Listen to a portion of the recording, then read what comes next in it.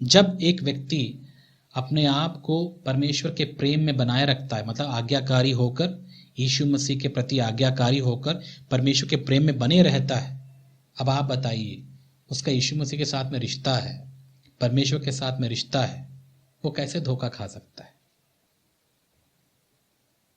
कैसे धोखा खा सकता है? ये नहीं धोखा खाते। लेकिन धोखा कौन खाते हैं? जो अनाज्ञाकारी हैं, जो यीशु मसीह को नहीं जानते हैं, जिनका परमेश्वर के साथ कोई रिश्ता नहीं है, जिनका प्रभु के प्रेम में वे बने हुए नहीं हैं, जो विश्वास में उन्नति नहीं कर रहे हैं, जो पवित्र आत्मा में प्रार्थना नहीं कर रहे हैं, वे ही धोखा और धोखा खाते ही रहेंगे। फिर वो कौन है? चर्च में आते होंगे। चर्च में आना कोई बड़ी बात नहीं है। जैसे मंदिरों में और धार्मिक स्थलों में यहाँ पर लोग यहाँ वहाँ आना जाना करते हैं, ऐसे चर्च में भी आजकल लोग आते हैं। वे चर्च के मेंबर नहीं होते हैं, प्रभु को जाने हुए नहीं होते हैं, वो मात्र चर्च के उस खूबसूरती को, उस बिल्डिंग को देखने के लिए आते हैं। कई लोग बड़े बड़े चर्चेस में, बिल्डिंग्स पता क्यों जाते हैं? उनको तो पहली बात चर्च का मतलब ही नहीं पता होता।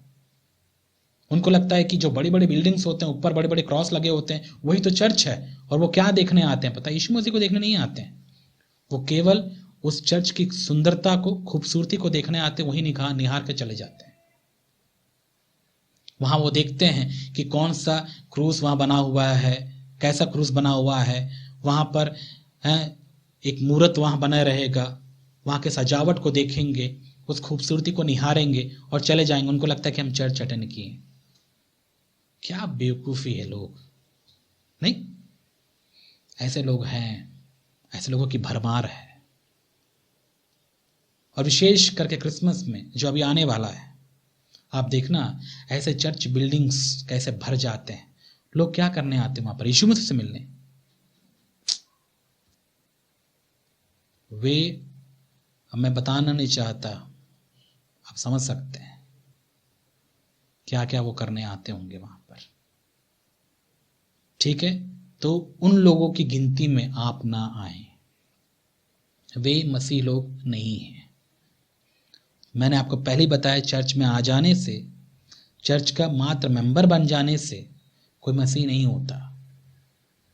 जब तक वो नए सिरे से ना जन्मे, आत्मिक जन्म वो ना प्राप्त करे यीशु मसीह पर विश्वास करके पवित्र आत्मा के द्वारा, तब तक वो परमेश्वर के प्रेम को नहीं अनुभव कर सकता।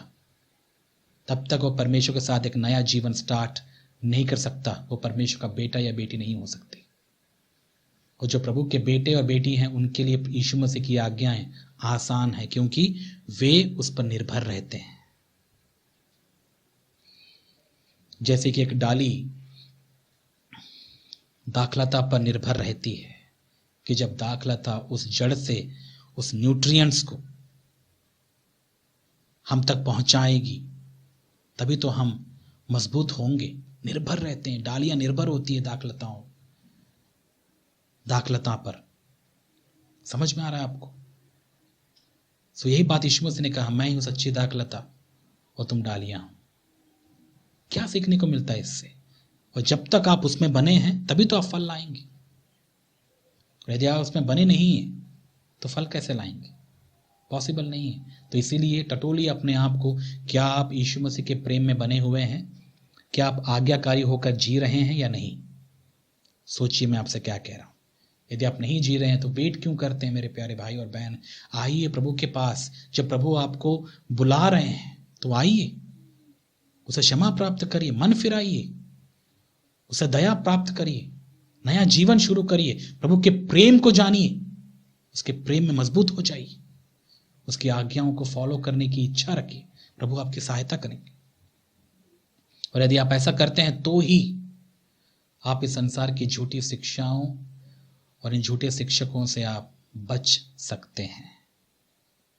अन्यथा मुझे नहीं लगता कि आप धोखे से बच पाएंगे, क्योंकि धोखा यही तो धोखा होता है। और धोखा समझ में नहीं आता मेरे प्यारे भाई और बहन, याद रखिएगा। इतने भी हमको स्मार्ट नहीं समझना है। कई बार धोखा का मतलब ही है जो ना समझ में आए। और धोखा इतना आसानी से यदि अब समझ में आ जाएगा तो उसे धोखा कौन कहता है? और यीशु मसीह ने कहा अंत के दिन में बहुत ही धोखा होगा, अच्छे अच्छे भरमाए जाएंगे। इसीलिए प्रभु के प्रेम में, उस रिश्ते में अपने आप को बना के रखिए। ठीक है। और जो बातें मैंने आपको बताई उन बातों का आप सोचिए, और भी प्रभु आपको प्रकाशन देंगे इन बातों के प्रति, और भी बहुत सारी चीज़ें आपको समझ में आएंगी। समय के अभाव से मैं आपको और भी इस पर चर्चा मैं नहीं करना चाहता। तो आगे देखिए और क्या लिखा है 21 पद में, अपने आप को परमेश्वर के प्रेम में बनाए रखो और अनंत जीवन के लिए हमारे प्रभु यीशु मसीह की दया की बाट जोहते रहो। दया की बाट जोहना मतलब वेट करना, बहुत ही उत्सुकता से वेट करने को ही बाट जोहना कहते हैं। समझ में आ रहा है? तो कुछ वर्ड्स यहाँ पर नए हो सकते हैं आपके लिए, हो सकता है पुरानी हिंदी है ये, आज के समय में हम इंतजार करना बोलते हैं, लेकिन यहाँ पर हम पढ़ते हैं कि बाट जोहना मतलब उत्सुकता से किसी चीज को पाने के लिए या किसी के लिए वेट कर रहे हैं आप। और यहाँ पर यहूदा क्या बताना चाहता है विश्वासियों को कि तुम्हें वेट करना है, तुम्हें उसका इंतजार करना है, ईगरली मतलब उत्सुकता से तुम उसका इंतजार करो, उसका वेट करो। किसका? अनंत जीवन पाने के लिए परमेश्वर यानी यीशु मसीह की दया का वेट करो। परमेश्वर दया करेंगे, अनंत जीवन हमें प्राप्त होगा। जिस अनंत जीवन की प्रतिज्ञा यीशु मसीह ने की है अपने लोगों को, वो अनंत जीवन प्रतिज्ञा प्रभु पूरी करेंगे। वेट करते रहो धीरज से, पेशेंटली, प्रभु दया वो करेंगे। सो ये बातें क्यों बता रहा है यहूदा उन विश्वासियों को? और ये बातें उनको करना है, उनको करने के लिए ये बातें बता रहे हैं कि तुम्हें क्या करना है। ऐसे लोग होंगे, झूठे लोग, लेकिन तुम्हें क्या करना है? प्रभु को ध्यान दो, विश्वास में बढ़ो, पवित्र आत्मा प्रार्थना करते जाओ, प्रभु के प्रेम में बने रहिए आज्ञाकारिता के द्वारा। और याद रखो प्रभु ने हमको वादा भी किया है। कौन सा वादा? अनंत जीवन का, जो यीशु मसीह के द्वारा हमें प्राप्त हुआ है। लेकिन ये अनंत जीवन को हम पूरी रीति से कैसे, कब अनुभव करेंगे? जब यीशु मसीह आएंगे। तो यहाँ पर क्या बताना चाहता है? यीशु मसीह के आगमन का तुम बेसब्री से इंतजार करते रहो कि वो आए, इसकी दया हम पर हो और हम अनंत जीवन को अनुभव करें संपूर्ण रीति से। आत्मा में जो हम अनंत जीवन अनुभव कर रहे हैं वो ही काफी नहीं, हमारे शरीर का भी उद्धार होगा, आपको पता है। तब हम संपूर्ण रीति से अनंत जीवन को अनुभव कर पाएंगे जब यीशु मसीह का आगमन होगा। तो सीधी सीधी बात वो यही बात बता रहा है, यीशु मसीह के आगमन का, उसकी दया का तुम बाट जोते रहो, वेट करते रहो पेशेंटली, वहीं देखते रहो, तुम्हारी नजरें वहां पर हो। और प्रभु के सच्चे लोग यही तो कर रहे हैं मेरे प्यारे भाई और बहन, आज भी। क्योंकि ये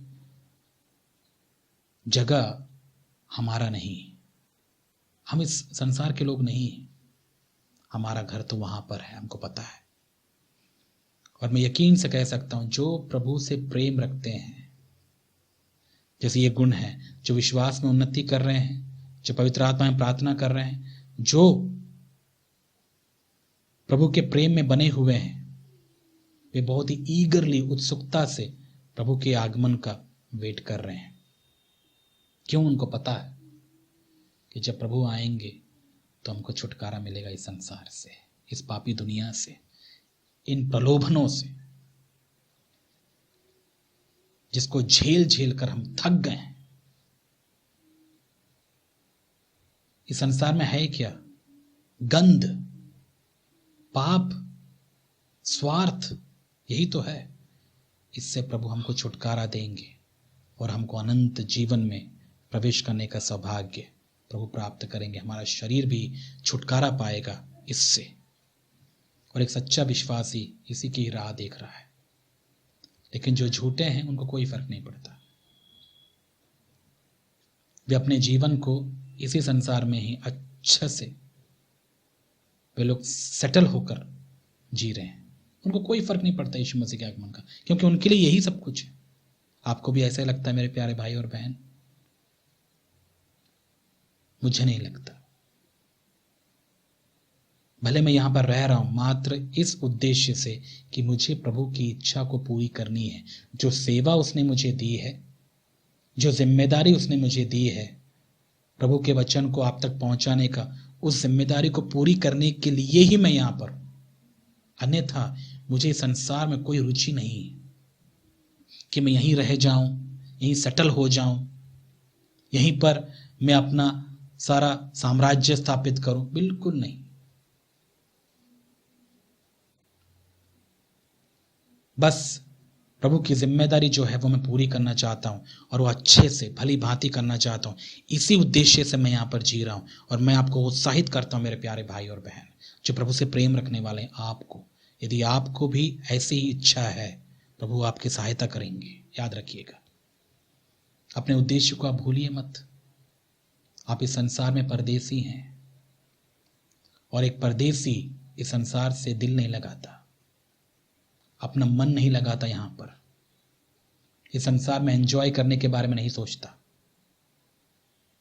क्योंकि उनका दूल्हा आने वाला है। शैतान आपको खींचेगा, अपनी ओर आकर्षित करेगा, इस संसार में फंसाने की कोशिश करेगा, लेकिन याद रखिएगा आप में परमेश्वर का बीज यानी उसकी आत्मा है। उसी आत्मा के दम पे आप शैतान का सामना कर पाएंगे।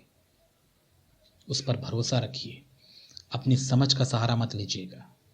पवित्र आत्मा विश्वास योग्य है, वो हमको दम देते हैं, ताकत देते हैं, हिम्मत देते हैं इन प्रलोभनों पर जय पाने की, संसार के इन ताकतों से लड़ने की और अनंत जीवन की बाट जोते रहिए। यही संदेश यहूदा ने कलीसिया के लोगों को दिया। और जो ऐसे काम कर रहे हैं, झूठा काम कर रहे हैं, झूठी सेवा कर रहे हैं, झूठे लोगों जो झूठे ऐसे ही मसीहों को बहका रहे हैं, भड़का रहे हैं, वे सब के सब आपको पता है उनके साथ में क्या होगा। उन पर आपको ध्यान देने की जरूरत नहीं है। आपको ध्यान कहाँ देना है? प्रभु पर दीजिए आप ध्यान। प्रभु का वेट करते रहिए। और यदि आप वेट कर रहे हैं तो आप ये सारे आप में गुण होने चाहिए।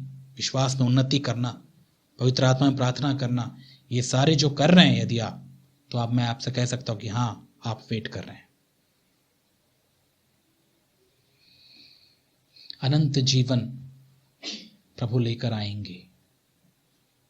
हमने आत्मा में जो जीवन, अनंत जीवन हमने महसूस किया या अनुभव किया वो तो है, लेकिन हमारे आत्मा के साथ साथ हमारे प्राण, हमारे शरीर का भी उद्धार होगा। पता है आपको, जो उद्धार है ये एक प्रोसेस है।